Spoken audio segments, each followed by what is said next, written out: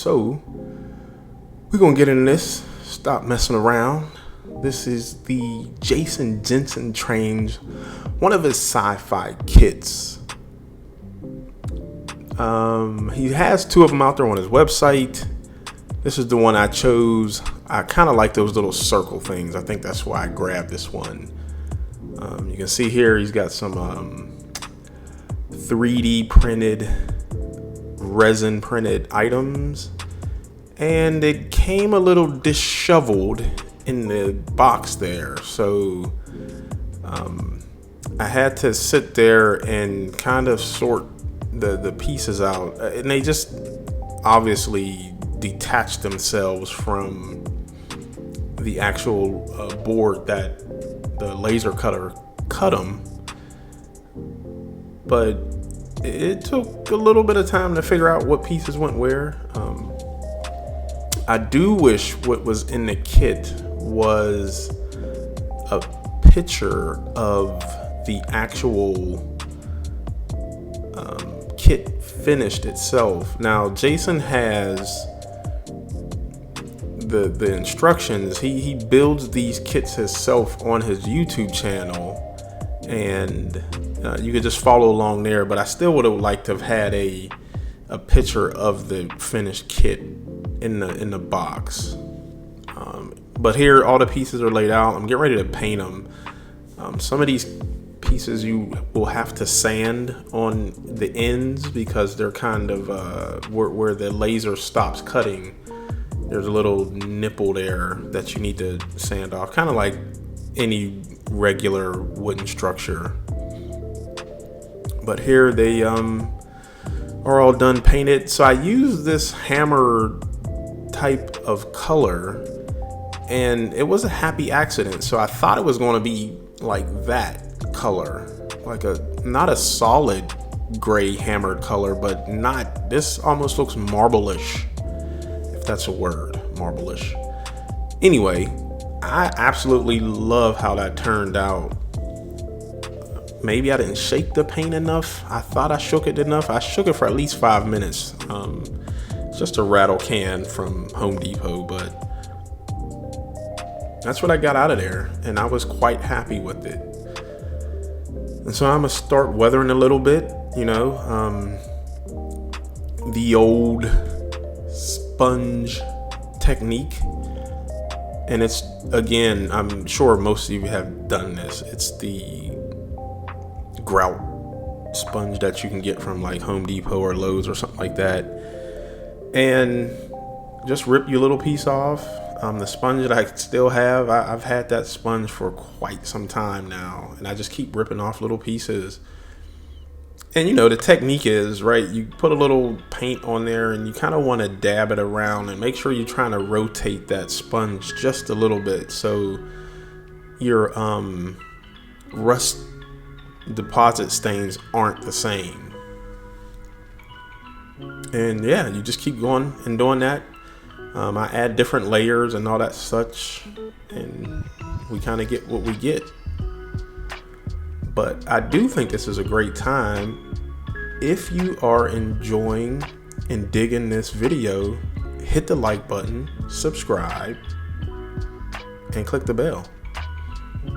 And then next, I am using some ammo. They got this paint called Dry Brush, and it's like a thicker acrylic.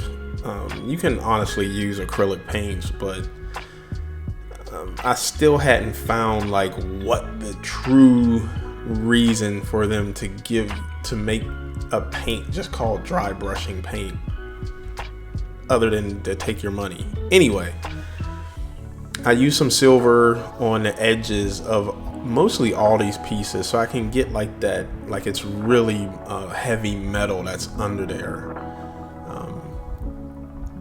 And here I'm kind of just painting. So some of these pieces that Jason has made, there's slits in certain things that a color, or the way he has it, there should be a color that's under there. So I just wanted a different color than what he had used on his. I think he used yellow, so I went with like a blue, sky bluish type of thing. And here I'm kind of just you know, super gluing stuff down. I know he mentioned you can use like canopy glue, wood glue, and all those other types of glues if you're not comfortable with super glue. And I'm quite comfortable, so I don't mind using super glue, and it makes the work go a little quicker. And here's where we at so far with it. I think what I'm doing is just figuring out how I'm going to weather, and just in my brain, I don't know why I pointed that out without saying anything, but just trying to figure out what I'm gonna do with it. And here I am. I don't think I recorded so much of it after that, but I did remember to hit record again. So kind of here I'm using powders, and I use powders around the whole diorama kit itself. And you can see where it's kind of just pulling out some of the line, what would you call that? The etching, I guess, or the little, you can see like the rivets and bolts and all that stuff where the printer has created little indentations to show different lines and stuff like that. And you know, powders add depth, they add shadow marks and stuff like that. So I like it. I like using powders a lot, but be very careful on how you use these powders. And I think this is kind of it. Yeah. So the first two pictures were just kind of like, hey, this was actual what Jason sent in the kit. But then I went on a Wayman kick, and I added vegetation and dirt and more vegetation that's kind of growing, almost viney type of stuff. And obviously I didn't want to do what Jason did, so this is my take on it. Super fun kit.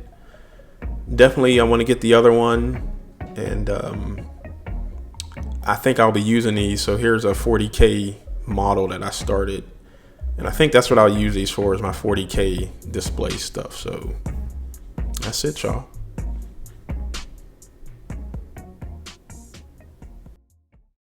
All right, y'all, that was it. Jason Jensen's really cool sci-fi kit diorama. It was fairly easy to build once you started looking at the instructions that he has on his YouTube channel and all that stuff. I would like to have had, like I said, at least a picture inside the kit of it completed, just in case, you know, I didn't have internet service or something where I couldn't watch him do the build. But overall, 10 out of 10. Just a great kit. I loved weathering it, adding my extra little touches to it, and I highly recommend it. I want to get the other kit he has, the other diorama sci-fi kit, and mess that up too. So yeah, as you can see, most of this stuff is packed up, and the layout has been all dismantled except the one overhead part, and we should be moved in next week. So we'll keep moving forward, and yeah. So I want to thank all my Patreon folks. I appreciate y'all from the bottom of my heart. If you would like to support, hit the link below. It'll be in the description. It goes a long way. I appreciate y'all for real. My YouTube folks down below too, I appreciate y'all for your support as well. Hit the like button, subscribe, all that good stuff. The likes help me. I want to try and reach 20K subs by the end of the year. I know that's a big task, but I don't care. I think I could do it. With y'all help, sharing, and doing all what you got to do to help me get there. This whole YouTube algorithm thing is really weird. Anyway, thank you for your support. I appreciate it. Check out the next video right here. I'm gonna shove it over, yeah, right there. And I'll see y'all next week when we move.